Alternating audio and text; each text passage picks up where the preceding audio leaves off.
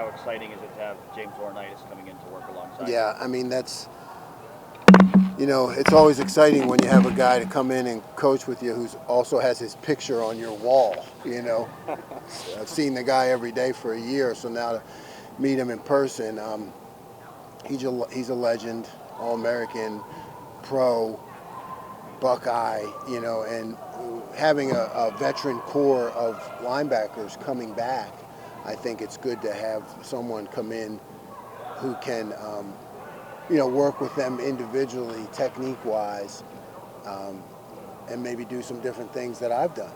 So I'm interested to see what he brings in terms of technique, less on the system, but more on how he actually played the position and the things that he believes in. What do you see in James that makes you think he's going to be a good coach? He's passionate, he's committed, he understands the game, both the micro and macro detail.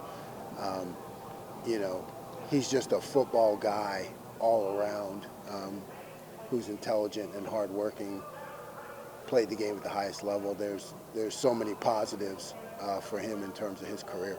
Jim, much of the conversation at this time last year was you weren't going to make personnel decisions off of the previous season, weren't concerned about that. As a coach now in year two for you, and having helped build the roster, been around the roster, coached it for a year, does that give you a head start for spring, or do you still want to go in to March and April with a clean slate? Yeah, there's not there's film, there's video now. Yeah. You know what I mean? And there's, that's what we're spending our time going through right now. Initially, even before we move on to talk about the system and where we want to go with it, we're talking about each player individually, because you can pull their plays, right, and you can look at their strengths and weaknesses. So now that I have a year under a belt, my job is to say, okay, with the guys we have coming back, what do they do best? And talk about those things. It's not that what I know, but it's what they do best. And now we have video to look at. How much do you see? You probably have a much clearer picture of what you think it's going to look like in terms of depth chart or personnel or packages, but it's also probably a time of experimentation. What's the balance between those two? How much experimenting would you want to do over those 15 practices? Yeah, I think the experimentation part of it, which is always fun for guys who are creative to do, probably about 25%. I think we'll want to look at some things, some ideas that I have in spring, in that 25%, but 3/4 of it has to be getting better at the base techniques, things we need to do, to win every game. And the things looking at the explosive plays, things that might have hurt us, and being able to show those to the players, and then saying, okay, this is how we're going to fix that. Not necessarily with a call or a creativity, because I like that, and I put a lot of onus on myself to do that. Anytime a defense doesn't work, I blame myself. But that's not the world the players live in. They live in, okay, how are you going to get me better, coach, at these fundamentals, techniques? So you have to invest at least 3/4 of spring ball doing that, getting better. How much of the experimenting will involve Sonny? Yeah, a lot. He's an interesting athlete, and the guy played in the CFP. You saw we broke him out and did well against premier tight ends. So, yeah, there will be some movement with Sonny. At the same time, you want to settle him in somewhere and allow him just to play, So kind of that 3/4 thing again with him, because there are a lot of ideas and things I have for him. At the same time, I want to see him settle into a position and play. And what can happen for him in the spring? He didn't have that last year. What can happen for him in the next couple of months? Well, I think he can make tremendous improvements with techniques, really, right? Techniques at the highest level of football, because he's a guy who does see the big picture, and he's got tremendous athletic skills, and he's got the right mindset and attitude, and instinct. So for him, I think it's just the improvements that he's going to make with the techniques of the position. When you look back on that CFP game against Georgia, how often have you watched film from that game? What do you kind of like draw on the most as a learning experience? I only watched it one time so far, probably, and then cut it up and put it into different places. Positives, obviously, in that the adjustments we made, the things we did in the third quarter, that show me and that can show our guys that we can have a defense that wins the national championship. When you look at that, you want to go back and look at how a premier offense and a great quarterback, the things that they did to hurt us. We want to make sure that we look at those, and at the same time you can emphasize the positives and the good things we did against their tight ends and the things that they were strong at that we did well at. So it's just so valuable because it's the best competition in the country. You know what I mean? So you're not speculating anymore. You can actually say, look, here's how this held up, good and bad, against the best competition in the country. How much does having both of your linebackers back help you just on the back end of time spent with other position groups, since they kind of know the system, they know what you want, and they know how to do it? Yeah, that's huge. I mean, getting Tommy and Steele back, those guys now, they know the system, they know me, we work so well together. I feel like they made massive improvements throughout the season. I've broken down them individually, so now I can kind of give them a plan on what we want to do. And you're right, it is not a position of stress because you feel good about them, and I can really look at working with some other areas. They both expressed where they can get better at a little bit. Where do you see improvement that they can make? Because they said improvement is why they wanted to come back in the first place. Yeah. Steele is a guy who has, very coachable, has athletic skills. So we want to really work with Steele on his hands and like the inside fight, like inside the box. He operates well on the perimeter, and he did fine inside. But I think as he grows in his career and next level stuff, he's going to have to face those physical challenges inside by really using his hands more. And I think there's a lot of things that we can do with Tommy in terms of pass coverage and getting him involved in getting his hands on the ball more, just working with him more on route progression and those kind of things. Jim, Coach Day said after the game and then a while ago to us, obviously the big plays, the explosive plays that went for touchdowns especially, were killer. What have you redressed in your brain, in your mind, during maybe sleepless nights or not over the last month, of maybe how to switch things up a little bit, or you understand what I'm saying? How much? I think that it haunts you, I guess, to a certain extent. Oh, it haunts me all the time. But I mean, switching things up, that's not the answer, because I think we do that well enough. I think when you look at the extensiveness of our package and the different call, we had enough change-ups, but it's a matter to me of, like any time a play goes bad, I always want to critique myself on the call on that play and that situation, and if I had it back, blah blah blah. What would I do? Those are the things that keep me up.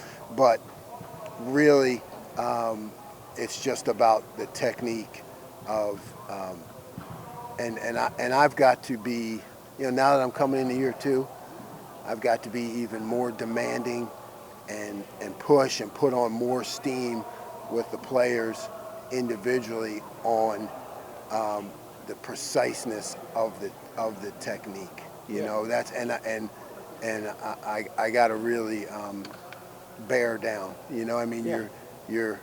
You're coming in the first year, and you want to make sure that everybody has, that you make that connection with everybody, now's the time for me to use it. You know, I need to use that connection and really put. Now I need to push, you know, and hone down on those techniques, because you know we have enough on film now to show. Look at this technique. It's the same play that we did here, and then we gave it up here.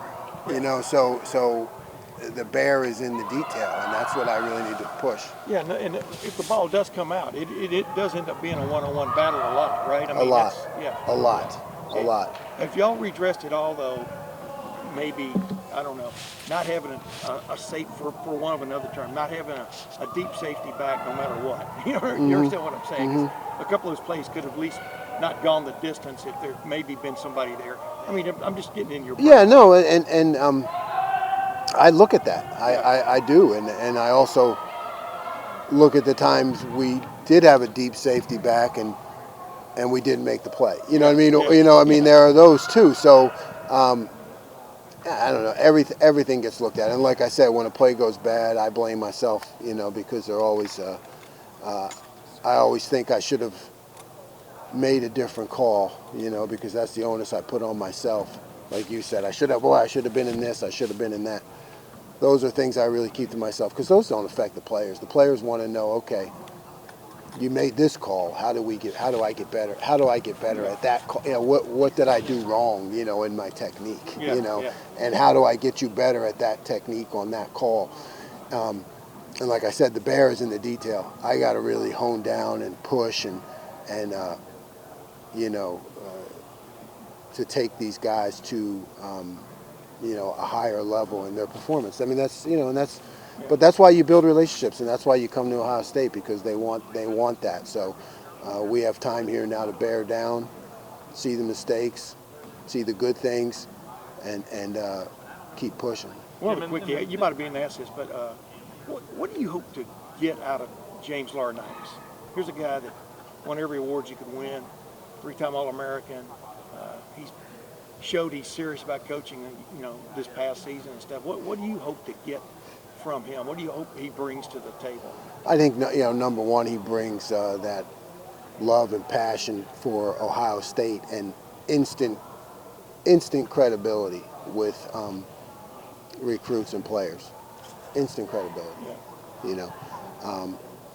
And then what he can do with it, like I was saying earlier, is that, okay, we have a system, we have veterans, and now let's see what kind of techniques and nuance, you know, that's the technique and nuance that he brings to the position, whereas I may have coached something one way, you know, he can say, well, you know, this is how I did it, or this is how we did it in the NFL, this is what helped me make plays. This is what he say, yeah, I made a lot of plays using this technique, you know, so the system's going to be the system, but he can bring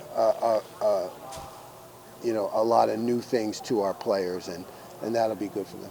Jim, at the safety spot, you probably have more moving parts there maybe than anywhere else on the defense. Tanner going, Ronnie going as the adjuster. How do you see that group shaking out? Who are you looking for in that spot? I mean, I think Lathan's going to have the ability to play both the bandit and the adjuster. I think Josh Proctor, I'm really hoping to come into his own. We know he has skill, and I'm really hoping him, you know, looking for him to make a push this year. Sonny, you know, Sonny's going to be somewhere, and you're right, there's a lot of moving parts. Where's he going to be?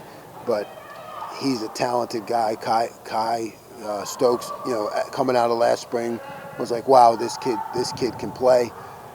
He didn't really get a chance to this year. And we haven't seen Cam much at nickel because, you know, of injuries. I mean, when I've seen him healthy, I've been really impressed with him. Reminds me of a guy we had at Duke who's in the NFL now, Michael Carter, who's, you know, maybe a shorter guy, but just dynamic with his feet. I think Cam, you know, the sky's the limit for him. And then Jihad we got, you know. So, I mean, you like watching him on film. So, yeah, a lot of moving parts, but I feel like there's a chance for us to even get better there. Does Jihad fit the nickel spot? He played he could. He played both nickel and high safety. he has a lot of tools. So we'll try him out in both areas because he's, we're going to see where he fits best because I think he can help us for sure. Do you like all that interchangeability? It seems like guys. I love the interchangeability at safety. I do, because here's what happens. Formations flip. All of a sudden it's formation into the boundary or the short side of the field. Now guys take on different roles. Things happen all the time. So as much flexibility as you can have at the safety position, the better. Is that more than you had last year? I think there's a chance. Particularly as you move now, guys continue to understand the system. I think there's a real chance for us to be even more flexible. Do you think that Latham is really in a position to blossom? Actually having a normal off-season full year. Yeah, I have all the faith in Latham, and yeah, he's got a chance to have an off season, to be healthy, to study and improve his game and be a leader for us. Feels like a lot of times when we ask Coach Day about breakdowns either side of the ball in the last year or two, he essentially said the breakdowns are due to one of three things: it's coaching, it's scheme, or it's personnel. Should we read into the fact that there have been lots of changes with personnel in the back end of the defense, guys leaving, guys coming in, beyond just the normal attrition of, hey, you've got incoming freshmen and guys that are graduating? No, I don't think so.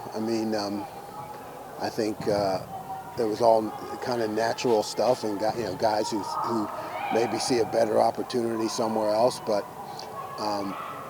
honestly, I don't feel like there's anything to read into there. I think we're in good shape and really like our players. You talk about playing offense on defense. What have you seen in the recruitment of Jermaine Matthews and watching him and evaluating him as a high school receiver? Yeah, I think he's going to bring an energy. He's a pretty dynamic kid. And we offered him late as you consider it now in the procedure, because it was like camp last year, and then he just exploded his senior year. So I'm really excited. When a guy commits, you really don't know what he's going to do senior year, but he really showed that he's a playmaker.